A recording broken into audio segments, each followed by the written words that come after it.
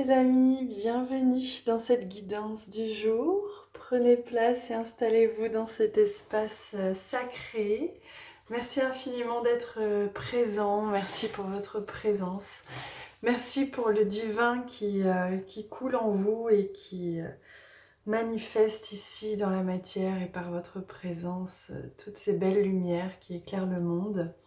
Merci infiniment pour ça, pour ce que vous êtes et ce que vous faites à chaque instant, que ce soit pour vous et pour le monde, puisque les deux vont ensemble. Alors, j'espère que vous allez bien. On va venir découvrir les messages d'aujourd'hui tout de suite, sans transition. On va aller voir un petit peu quelle est l'énergie, quel est l'esprit qui nous accompagne aujourd'hui. Oh, j'adore! Ah, c'est une de mes cartes préférées.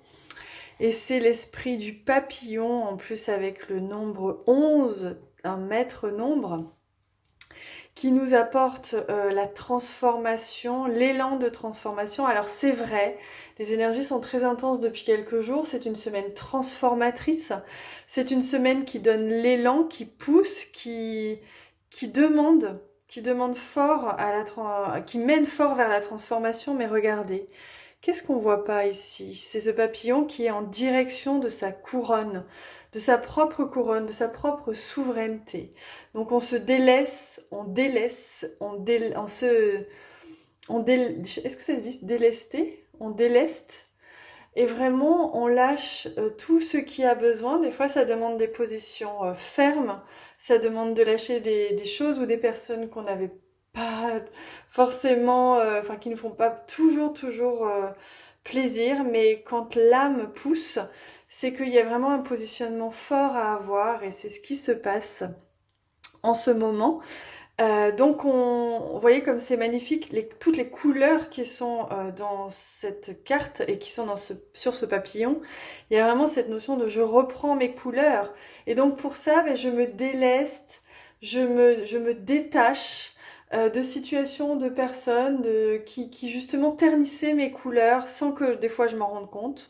Et là, l'âme nous montre, les énergies actuelles nous montrent ce qui ternit ou ce qui ternissait nos couleurs pour nous permettre de reprendre non seulement la légèreté du papillon, on le voit ici, cette légèreté du papillon, mais et donc se retrouver plus léger, plus joyeux et reprendre des couleurs et surtout reprendre des couleurs alignées à ce qu'on est vraiment et se sentir véritablement chez soi, véritablement aligné avec ce qui nous représente.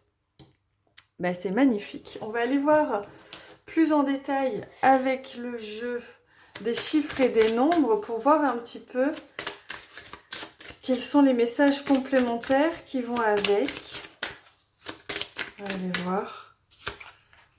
Hop. Ok, donc on y va.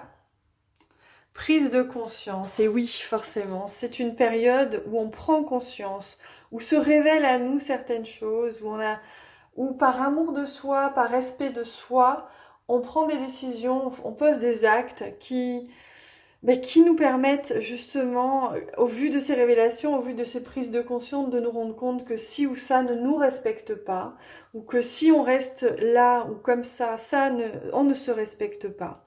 Donc il y a vraiment tout un élan ici de révélation, de prise de conscience, de choses qui montent à la conscience. Et c'est le principe de cet élan du papillon, c'est le principe de cette énergie actuelle, qui est justement de se révéler, en même temps que l'on est révélé et en même temps que l'on nous révèle et que se révèle à nous tout ce qui a besoin et qui ternissait nos couleurs pour prendre ce chemin de l'aspect vraiment solaire. Alors c'est intéressant, on a aussi la carte de la transformation qui vient, ce n'est pas étonnant, avec un joli phénix.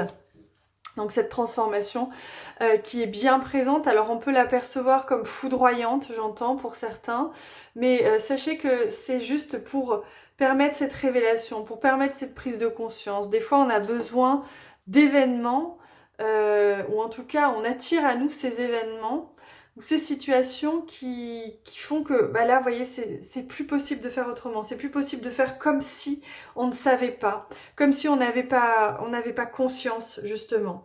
Et c'est la conscience qui nous permet de nous donner l'élan et l'énergie de la transformation. Voilà, donc on va aller prendre... Alors, attendez, je demande juste... Oui, on va aller demander juste une petite clé, si ça vous dérange pas. Je sens l'appel. Vous allez demander, ah ben voilà, une petite clé de conscience, justement. Alors regardez, c'est hyper intéressant. On a l'ego en bas, on a le soleil en haut, et on nous montre la direction. Et je vais vous parler justement de comment devenir cet être solaire, comment incarner cet être véritable solaire. Eh bien, ça passe par ça. C'est le chemin que l'on emprunte. Donc, c'est un ego qui va nous faire des fois avoir des réactions, avoir des blessures, un ego blessé qui va avoir des conséquences sur ce que l'on vit. Donc ça demande d'aller équilibrer, d'aller regarder un petit peu ce qui se passe là dans les blessures, dans l'ego déséquilibré, pour monter vers ce soleil, vers cette ascension solaire et nous montrer justement le bon chemin. Donc le soleil, c'est la connaissance, donc c'est apprendre, c'est se rendre compte, c'est ces révélations justement, c'est y voir clair et se permettre cette ascension, cette évolution dont on a tant eu envie, ce changement hein, de ces dernières années, voire ces dernières vies, et que l'on vit actuellement. Alors c'est vrai que pour beaucoup de gens, le milieu de la spiritualité ou le chemin du développement personnel, j'en parlais hier, pour beaucoup de gens, ils pensaient qu'une fois qu'ils avaient mis les pieds dedans, c'était la libération et qu'enfin ils allaient pouvoir être tranquilles. Or, comme je disais hier, ce n'est que le début, ce n'est que une fois qu'on met les pieds dans la conscience, eh bien on se rend compte finalement de tout ce qu'on n'était pas ou de tout ce qu'on était et du chemin qui reste à faire pour atteindre justement cette sérénité et puis ce calme, cette paix et cet équilibre que l'on recherche tant.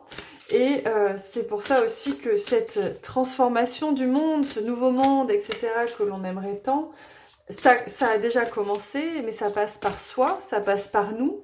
Et c'est pour ça que ça nous fait tellement bosser intérieurement ces derniers mois, voire ces dernières années, parce que ça nous fait nous révéler, nous prendre conscience de ce qui ternissait notre être solaire, notre lumière. On emprunte le chemin d'une immense transformation pour se délester de ce qui nous entravait, pour permettre justement à la transformation d'opérer et laisser la vie nous transformer pour justement aujourd'hui, devenir ces êtres qui sont à une dimension beaucoup plus grande et consciente et solaire que ce qu'on aurait pu imaginer être il y a encore 2 ans.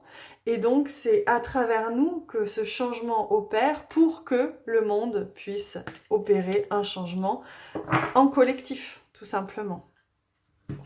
Donc, regardez le message. Alors, attendez, non, c'est pas celui-ci, ils me disent. Alors, je me concentre. Je demande à recevoir le message de la sagesse. Voilà. Le message des guides. Oh, regardez. Persévère vers l'amour vrai. Comme c'est magnifique. Persévère vers l'amour vrai. Donc, on nous parle de persévérance. Hein. C'est ce que je vous disais. C'est exactement vers quoi nous porte cette période. Vers l'amour vrai, l'amour véritable, l'amour de soi, les actions et les dires en amour, et donc un monde d'amour, de relations d'amour vrai, sincère, authentique, et tout cela pour que l'amour vrai se diffuse partout en soi, dans les relations, et que tout soit plus que inspiré par l'amour vrai pour atteindre justement cet état de paix et de conscience. Donc on a un très beau conseil ici, on retrouve toujours notre ami Soleil, et on nous dit de persévérer, de continuer, ça demande du courage de justement vivre ces transformations, ça demande du courage de se regarder, de se de se voir se révéler aussi à nous.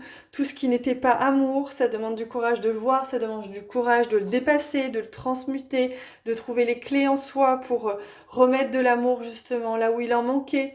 Ça demande du courage et de la persévérance, mais bien évidemment, parce que c'est le chemin que l'on emprunte vers l'amour vrai. Voilà les amis.